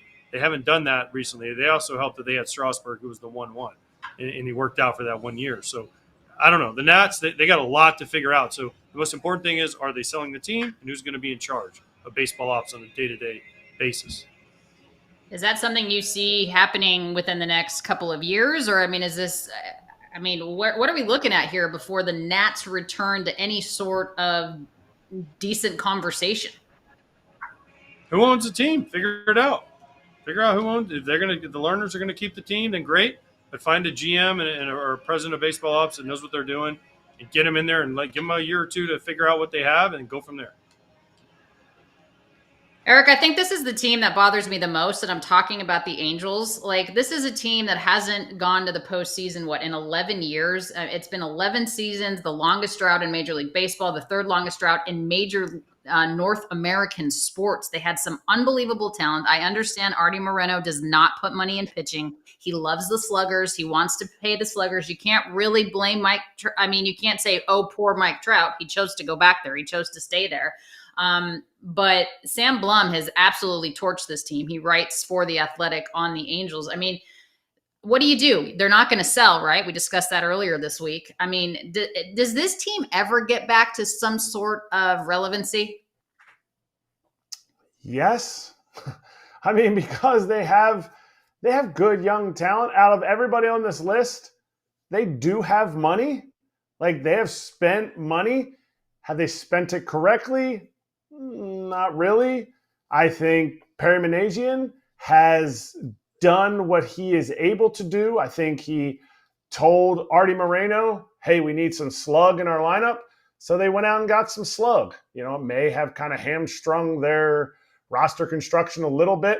But if you have to take away what Artie Moreno gets in the way, then I have to say this organization, out of all the others that we've talked about, has one of the best chances, only because I still truly believe in Mike Trout, but I also believe in some of the young guys that they have up there. I think Christian Moore is still learning at the big league level. I think his skill set is he will be an above average second baseman in the big leagues. I think Neto is a really good shortstop, and clearly from what I've heard of guys there, he is a team leader. Shanawell, he's going to not give you as much power at first base as other teams, but he puts together a professional at bat. And I love Logan O'Hoppe, friend of the show, and I think he's going to just continue to learn. You're watching a team that probably has guys that should have been getting AAA at bats, but you're watching them in the big leagues. So I think out of all these teams we mentioned so far, I think they could be the closest, because I also think Perry Managian is a really good GM that's not afraid to say, I don't need 5 years. I want my 2 or 3 years. And I get what Artie Moreno's not going to allow me to do. I'm still going to find a way to get good guys in there. And that takes a 2 or 3 year period. Yeah, well, you got to find guys that actually want to play and can stay on the field, not guys like Anthony Rendon. The Twins, they let go of a lot of their scouts as far as that department is concerned. They traded half of their team away at the deadline. They did extend Rocco Baldelli through all of next season. You get a full season of Pablo Lopez healthy. What is the outlook, AJ, in terms of what you think the Twins can accomplish next year? I can't hear you, bud. There you go. Go ahead. They got to spend money, and they got to figure out what they're doing with the ownership situation. Remember, they're going to sell the team. Oh wait, we changed our mind. We're the right people. What hasn't worked since 1991? So maybe we should think about selling the team. Yeah.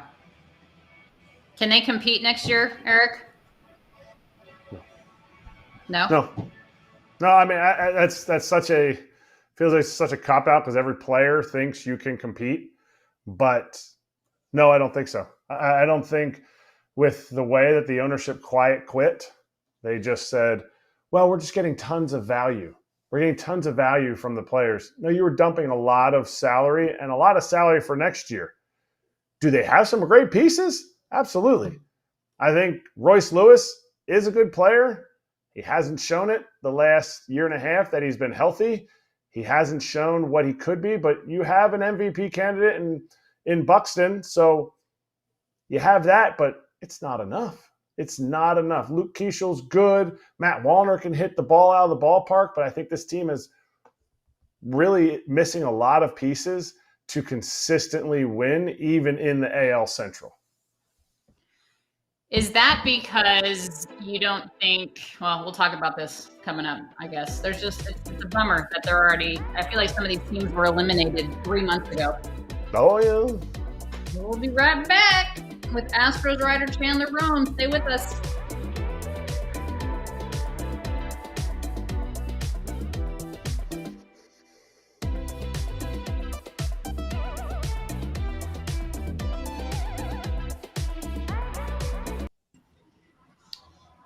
Bryon Buxton, guys, is $500,000 richer after grounding into a fielder's choice in the fifth. Shit, I could have done that.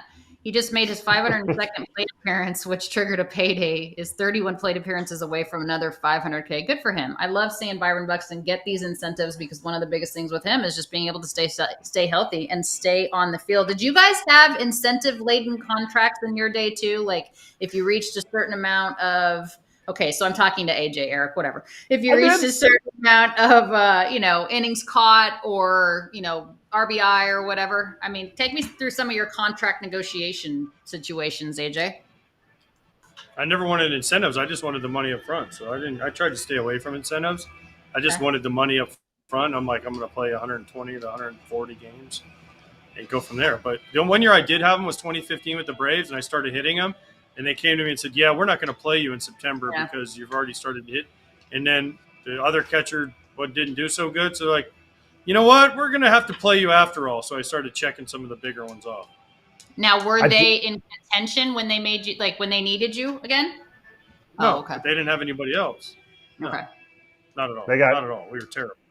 They got hamstrung by it. And I did have incentives one time. I signed a minor league contract, got traded over to the Brewers, and the Brewers were like, what about these incentives the Yankees put in there? I mean, my agent put in this like crazy, like if he gets 50 at-bats in the big leagues, he gets $25,000. If he gets 100 at-bats in the big leagues, another $25,000. I made it all the way to 200 at-bats and 200 plate appearances in the big leagues, and I'll never forget looking up, and I saw on the board it said 201 plate appearances, and I was like, yeah! So I got extra cash.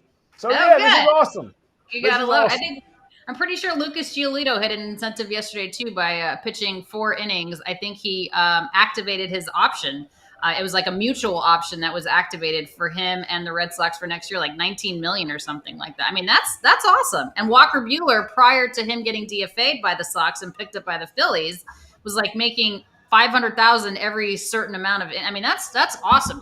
That type of stuff to me is so motivating. I mean, obviously, if you're doing it in a winning fashion for your team, that's great.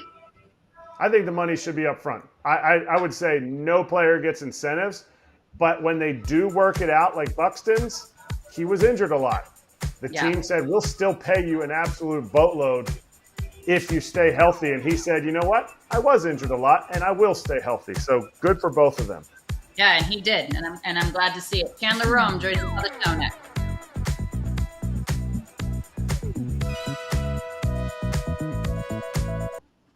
And there he is, Chandler Rome, joining us here on Foul Territory. Of course, he's the Astros beat writer, does a tremendous job writing for The Athletic. You can also see him on Crush Territory right here on the Foul Territory Network, covering the Astros. I tell you what a time to be alive, Chandler, huh? I mean, every day it's like they're in first place, they're not in first place, they're in first place, they're not in first place, they're making the postseason, they're not going to make it. What's it been like for you the last couple of weeks? It's been different. Because in this golden era, everything's basically been sewn up by now. This is usually the time when the Astros are taking their foot off the gas. They can line up their rotation how they want to for either, the ALDS or the wild card, and that's just not the case this year. It's been more difficult. They're learning how the other half live, if you will, because the thing I've said this whole run that they've been on is they've kind of just made it look easy. They've kind of just they've rolled the balls out and they've won 95 to 100 games every year, and they've made it look pretty simple. Baseball is not near as easy as they've made it look for the last 8 years in Houston. So they've battled a ton of injuries. They're battling even more right now with Yordan Alvarez spraining his ankle a couple of days ago. But you have to give them a ton of credit for their resiliency, for their ability to overcome all of this. They had as many as 18 players on the injured list earlier this season. The ability to overcome that, the ability to just kind of keep persevering through it, it's a credit to Joe Espada and his coaching staff, and it's a credit to the culture inside the clubhouse that they've been able to kind of absorb all these body blows and come out on top. Should they have to have been absorbing all these? Should they have brought Alex Bregman back? Because if you still have Alex Bregman and Kyle Tucker, you're not saying that they wouldn't get injured. Bregman and Tucker have both been on the IL. Tucker's on the IL right now. But this ownership, are they choosing to not spend the money that they've made over this, what did you say, the golden era or the golden time period since 2015? Or is this how they have to live because for some reason they don't have any money from all of these postseason runs and sold out Daikin Parks? They got plenty of money. If Jim Crane would allow me to see the books, I'd love to see them. But in absence of seeing the books, I can't really comment on whether they're allowed to spend it, anything like that. The one thing I will push back on a little bit, and this is a common thing that I think gets misconstrued a little bit, the notion that the Astros don't spend money is misguided. They're over the luxury tax this season for a second consecutive year. The last 2 years, they have run the two highest payrolls in franchise history, top 5 or 6 payrolls in the sport. They do spend money. Whether they're spending it wisely is another story. They still have Jose Abreu on the books this season. They've got a little bit of Rafael Montero's contract still on the books this season. They've had some other contract extensions that have not aged very well. And the one thing that Jim Crane has been steadfast in his ownership tenure is that he does not believe in the long-term deals. The longest contract he's ever given a free agent is 5 years. The most he's ever guaranteed a free agent is $95 million to Josh Hader. The largest contract he's given in his ownership tenure is a 6-year, $151 million extension to Jose Altuve. So you can't look at it and say it hasn't worked. I mean, obviously they're doing something right in the way that they've manufactured this run that they're on. But it is a valid question to think, like, how much longer can they keep that mindset? It was interesting to hear Dana Brown talk about when they reacquired Carlos Correa at the deadline. One of the reasons they did it is because they thought they had a leadership void in the clubhouse. They thought that they had that voice that was kind of missing. Alex Bregman was that guy last year, and they made what they considered to be a competitive offer to get him back. And then when it came down to it, the Tigers had a longer and more lucrative offer, and then the Red Sox had a higher AAV offer. So at the end of the day, the Astros had the third best offer into him. Should they have brought them back? I mean, they didn't need to trade Kyle Tucker. They just understood that they weren't going to pay him, and they just wanted to see what the prospects they could get in return. Now, that trade has worked out very well. Cam Smith obviously has kind of fallen off a little bit lately, but has been excellent for them. Looks like the right fielder of the future. Isak Paredes, who they could get back pretty soon, was arguably their best hitter and most valuable player before he strained his hamstring. And then Hayden Wesneski will provide rotation depth for them going forward. So, it's pretty clear that they were missing something in the clubhouse that Bregman had, and it's part of why they went and got Correa. But when you look at their moves as a whole, like it really kind of did work out for them the way they wanted to, just in a vacuum for this season. It's crazy though, Chandler, because whatever they're doing, it seems like they don't miss a beat. They don't have Bregman. That's fine. They just put Correa at third. I mean, when Correa left, Jeremy Pena stepped up in that spot. Altuve is always going to be Altuve, whether he's at second base or in the outfield. I mean, he's kind of the glue that keeps that team together. You're right. Jim Crane doesn't spend a ton of money in terms of like really long-term deals, but this is a team that's always in the conversation. I mean, do we take for granted the longevity of success that this particular club has had? We talked about it earlier on in the show here with AJ and Erik, that I think people took for granted that unbelievable run that the Atlanta Braves had. Should fans understand what they're witnessing over the course of this last decade with the Astros? 100%, Alanna. Like, I think the word spoiled comes to mind a little bit, just in terms of how fans maybe in Houston view the team. It was hilarious. In like June or July, they're like 3 games up in the division, and everyone's like, you got to trade Framber Valdez at the deadline. You got to get prospects because we don't think this team can win a World Series. And I'm like, guys, like, there's many different ways to do this. Like, the way that the Astros have done it for so long was, like I just mentioned, win 100 games, get the first round bye, get into the ALDS, and then just kind of coast until the ALCS of the World Series. Like, that's not normal. And you got to give yourself a shot every year to get in. And that's how most modern front offices think, right? If you get into the playoffs, anything can happen. And I know that the Astros will take their core of guys, especially with Correa back in the fold.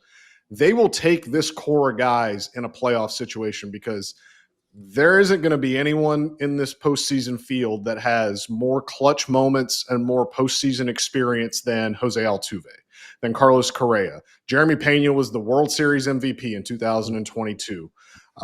Christian Javier, who pitched last night, has pitched in some huge games, including a no-hitter in the World Series. Like, if they get in, and it seems very, very likely that they are after this sweep of the Rangers, like, they're the team that you kind of look at it, and I'm not sure anyone wants to face them, because you can't ignore the pedigree that they have in the postseason. You can't ignore their ability to rise up in clutch moments.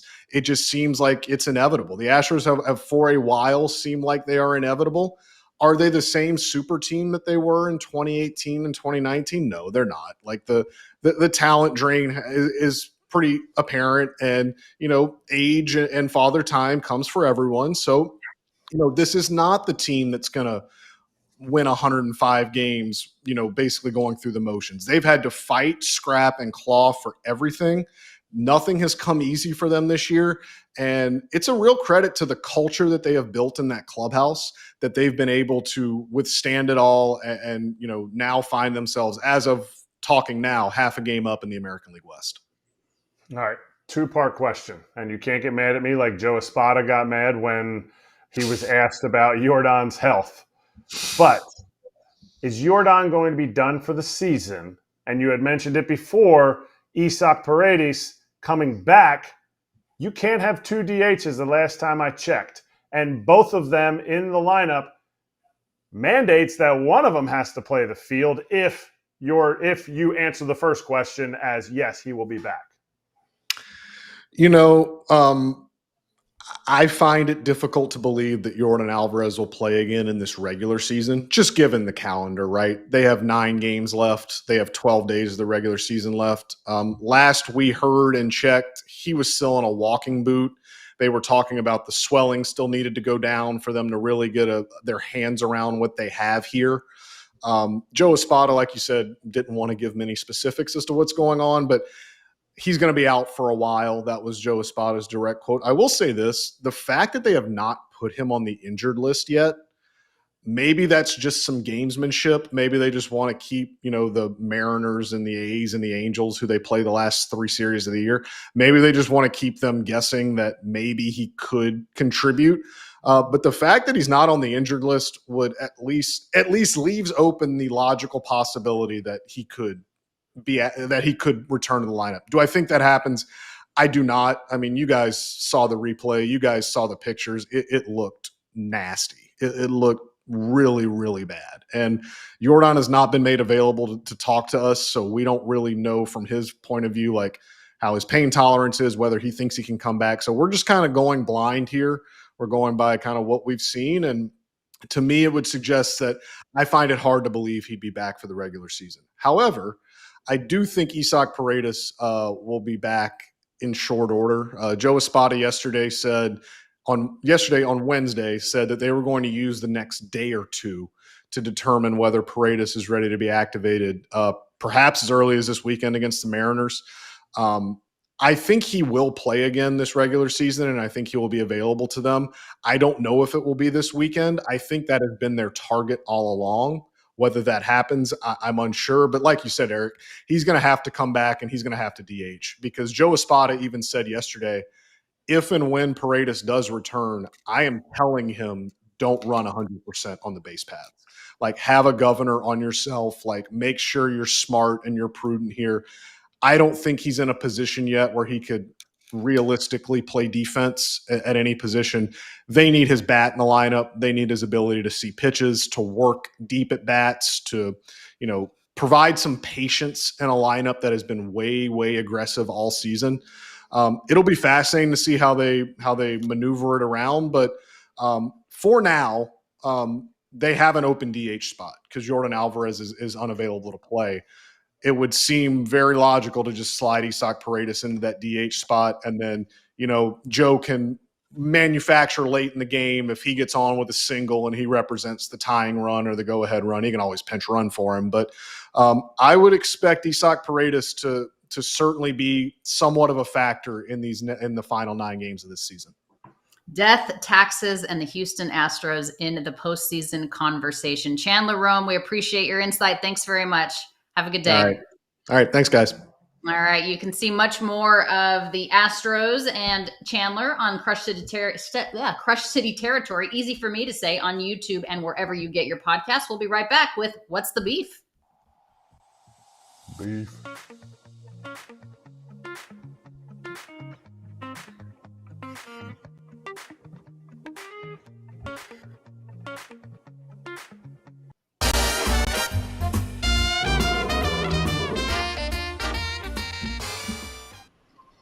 All right, you take a look at the Wednesday locks. Everybody but me did a good job. So congratulations, AJ, EK, and Pap. Even though Pap was sick, everybody hit except for me. I just took the Phillies over the Dodgers for the sweep at plus 125. I was wrong. The Dodgers avoided the sweep thanks to Blake Snell. So let's take a look at money bags today after Wednesday's locks. Pap is up 345. EK bet a lot of money, so he's only down now $489. Remember, he was down more than $1,000. AJ's only down $37. That's nothing. I'm down $370. So, all right, not bad, guys, not bad. Do we have locks for you guys today? No, every day. No locks every day. All right, what's your lock today, Erik? I'm going over 5.5 strikeouts for Max Fried. He is facing the Orioles, and Max Fried is rounding into form right now. Not sure how many times he's hit 6 or more strikeouts, but he's going to hit it today against the O's. And I have maybe one of the biggest locks right now throughout the entire season. Quinn Priester pitches. What do the Brewers do? They win. No matter what Quinn Priester does, the Brewers figure out a way to win, and they're playing Kikuchi in I think it's the finale of that series. Yeah, finale of that series. It's Thursday. And so the money line for the Brewers, and that comes out at plus 143.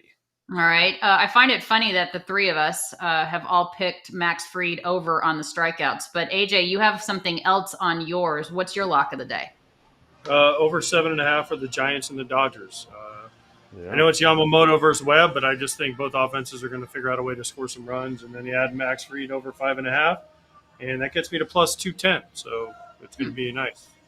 That's a Plus lot of 210. runs in between those two teams. That's crazy. All 8 right, runs? Have you watched their 8 bullpens? runs? 8 Have you runs watched their between. bullpens? Yeah, that's true. That's a solid point by you. Okay, I apologize. You guys are like so quick to just like jump down my throat. My goodness. All right. You're great, Alanna. Coming back. We are beefing. I'm beefing with the two of you. You're mean. We'll be right back. Been called worse.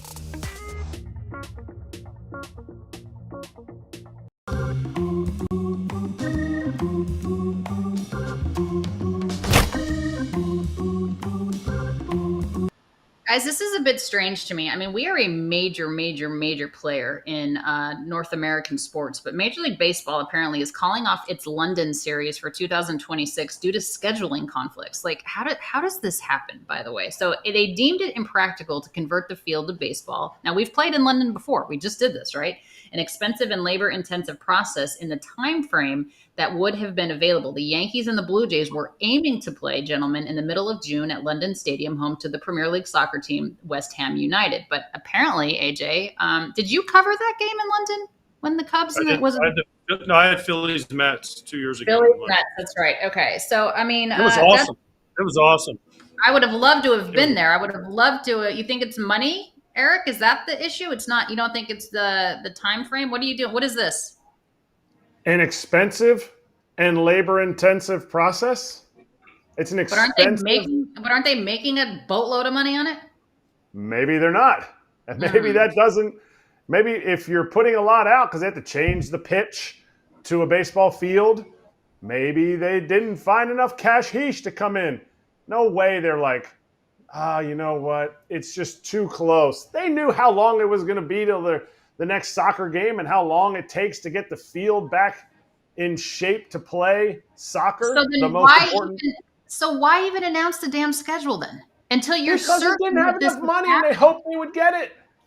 Oh, well. I have a hard time believing it's any reason other than that because this is a thing to grow the game. This grows the game in another country, just like football's going Sao Paulo, Antarctica, Germany, like France, like they're going everywhere for the NFL. They're not doing it because, I don't know, maybe we'll break even. They're doing it because it grows the game, makes them cash. But Major League Baseball says, you know what? If we're not making enough, we're just going to blame it on the fact that, we can't get the grass to grow within the 18 days. They knew how long it was going to be. They knew how long it was going to be to make the pitch perfect for a Premier League game. That's a good movie, by the way, Pitch Perfect. So West Ham's final Premier League match of the season is scheduled for May 24th, 20 days, AJ, before the first planned baseball game. The conversion process took 18 days for Major League Baseball games in London in 2024. MLB field consultant Murray Cook said last year. Conversion also required 18 days in 2023, he said, while in 2019, the process took 21 days. So we're talking about a matter of days, which I'm not saying is insignificant. But I find it odd that they could not have figured this out or have just pushed the series. Like, I don't know. I don't understand like this whole scheduling thing, and I understand the fairness part of it too. But it just seems odd that they would announce it, advertise it, and then pull back on it. Yeah, I don't know. It seems like it could work if they really wanted it to. That's it. I don't know. I know this. When I went over there, it was great, and I would have loved to have gone over there again. Because it was an awesome vacation to go over there, do a game, basically go over to Europe for a week or longer and do a baseball game and enjoy your time over there because it's a beautiful place if you haven't been. But I would have loved to have gone. Didn't look like it's happening. Yeah, I loved it. I mean, of course, Major League Baseball is going to have a large international presence, of course, for the 2026 World Baseball Classic, which I love that tournament. I don't know how you guys feel about the WBC, but I absolutely love it. It's just a bummer. I would have loved to have gone again to continue to expand this game of ours in London. So we'll see what happens in 2026 across the pond. All right, guys, when we come back, we're going to be slapping some hands. We'll be right back.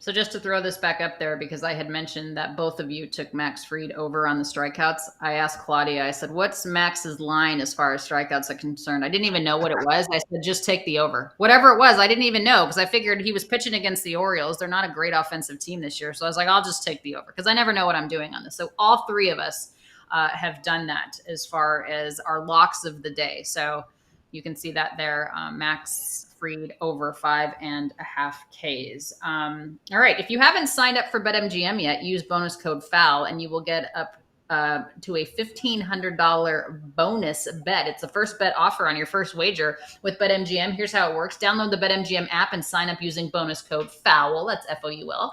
Deposit at least $10 and place your first wager on any game. You will receive up to $1,500 in bonus bets if your bet loses. Just make sure you use bonus code FOUL when you sign up. Gambling problem or concern?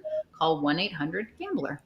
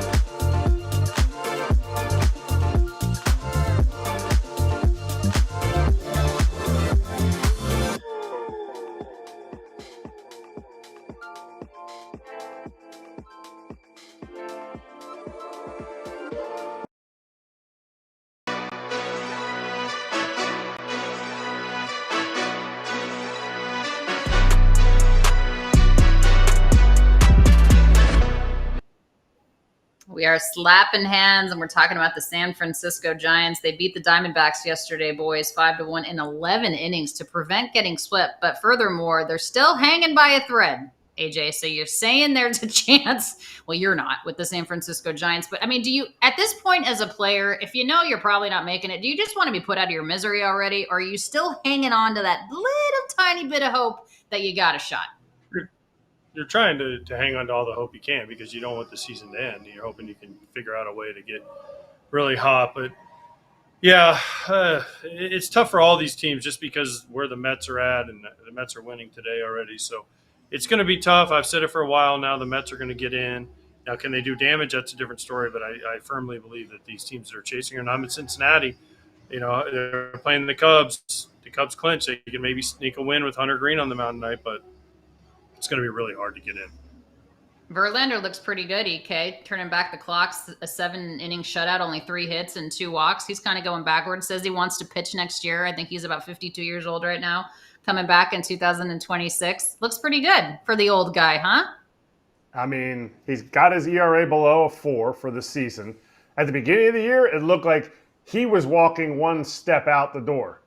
Now he's firmly back in the room. If he wants to pitch next year, the way he's finished down the stretch here, I think it's been 7 or 8 starts, he's proven that, you know what, I'm ready to go. Maybe he's got to figure out his offseason routine. Or maybe he did too much early in the year. Who knows? Or maybe it was too cold in San Francisco. No idea what it was. He's a veteran. He knows. But if he puts together one more good start like he just had, he's going to get himself another nice $10 to $15 million one-year contract. It probably was cold in San Francisco. That's a freezing place to play. Matt Chapman, Patrick Bailey, AJ, some bright spots for the San Francisco Giants this year. I mean, is this perhaps a way that Patrick Bailey can have more of a breakout season next year, can kind of jump offensively to the next steps? 4 homers in his last 38 ABs to give positive signs that he can kind of take it to another level?